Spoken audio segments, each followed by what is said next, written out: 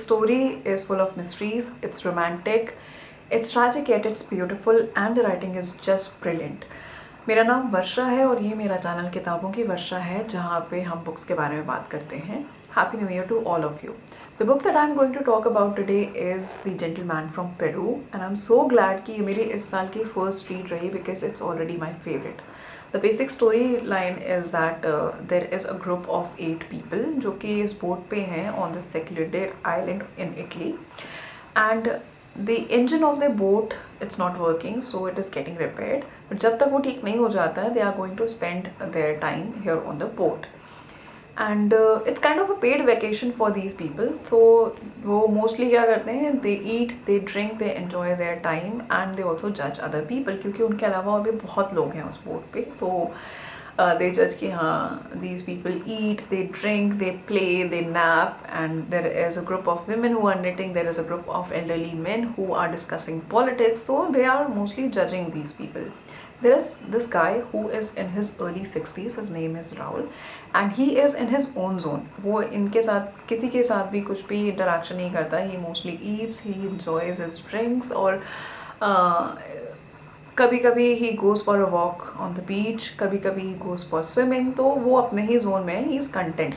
एक दिन उसका इंटरेक्शन होता है इस ग्रुप से and this group invites him कि come and sit with us, have dinner, have drinks. तो वो उस ग्रुप का काइंड ऑफ अ पार्ट हो जाता है. He starts telling details about the members of this group, उन लोगों के बारे में जो डिटेल्स या तो उनको खुद को पता होंगी या फिर उनके पेरेंट्स को पता होंगी and it kind of creeps them out कि how exactly he knows these details. तो ये पूरी उनके पूरा इंटरेक्शन होता है एंड वो दिन एक दिन 2 दिन 3 दिन मिलते रहते हैं. एक लड़की है इस ग्रुप की who forms a special connection with this guy and Rahul जो है उसे लेके जाता है, वो सारे स्पॉट्स दिखाता है जो कि टूरिस्ट को नहीं पता है and he takes her for a walk on the beach and swimming के लिए भी लेके जाता है और बहुत सारी चीज़ों से दिखाता है. नाउ ये वाला जो पार्ट है यहाँ पे राइटिंग इतनी ज़्यादा खूबसूरत है क्योंकि when he tells her कि हाँ this is the fruit, taste it, smell it, you will feel like that you are the one tasting it, you are the one who is smelling it, you are the one who is going for a walk on the beach, you are the one who is swimming in the sea, you are the one who is witnessing the sunset and its different shades. मतलब वो इतनी ज़्यादा अच्छी लिखी गई है कि you will feel like कि you are there yourself, you are the one who is living it. तो वो बहुत ही ज़्यादा अमेजिंग लिखी गई है. ऑल्सो वो वाला जो पार्ट है जहाँ पे ही सेज कि he just knows these details about these people, वो एक ऐसा पार्ट है जहाँ पे आपको ऐसा लगेगा कि no it does not make any sense but what makes it special and believable is this writing. क्योंकि वो लिखी ऐसे गई है that it makes you curious, it makes you want to know what exactly is going to happen next, where exactly this story is heading to. उसको क्या ज़रूरत थी ये डिटेल्स इन लोगों के बारे में बताने की और उसे कैसे पता है और ये कैसे, I mean is this just a coincidence कि ये लोग ऐसे एक साथ मिले हैं. क्या इसको सिर्फ ये जो आदमी है Rahul, does he know these details only about these people या उसे और भी बाकी लोगों के बारे में ये सारी चीज़ें पता है. बहुत सारे क्वेश्चन आते हैं आपके दिमाग में when you are reading it. So later part में you exactly get to know कि क्या हो रहा है, what exactly is the business with this girl and this guy Rahul. This girl is in her mid-20s or late 20s, I am not sure, and the guy is obviously in his early 60s as I said earlier. तो क्यों exactly इनका connection बनता है and क्या चल रहा होता है, उसे क्यों वो सारी जगह दिखा रहा होता है, ये जो है आपको लेटर पार्ट में पता चलेगा. And it's just brilliant, I mean it's so full of mysteries कि you will be like you have not read anything like that. इतना ज़्यादा जो वो लास्ट पार्ट होता है वहाँ पे you are like that how can you live your whole life now that you know what exactly is happening, what exactly is the story.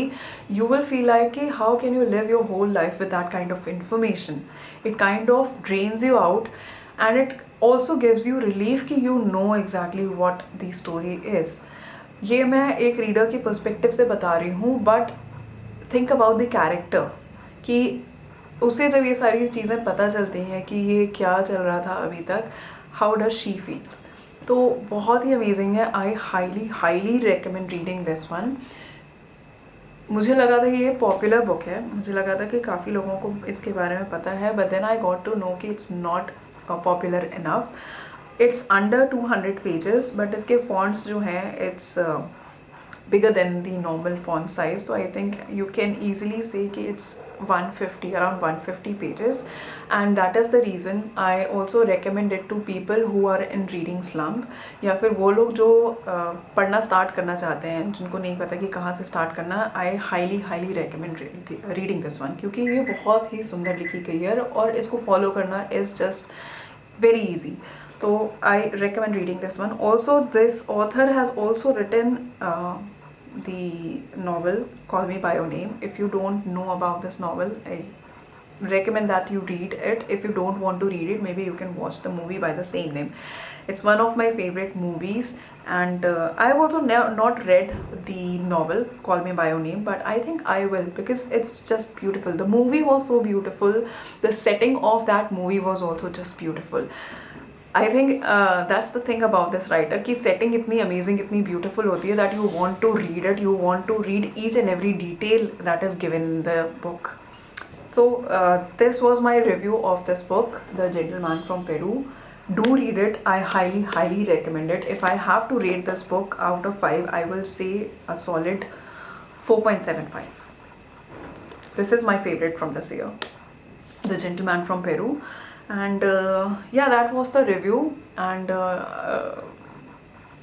yeah, I will see you in the next one. Till then, take care and bye bye.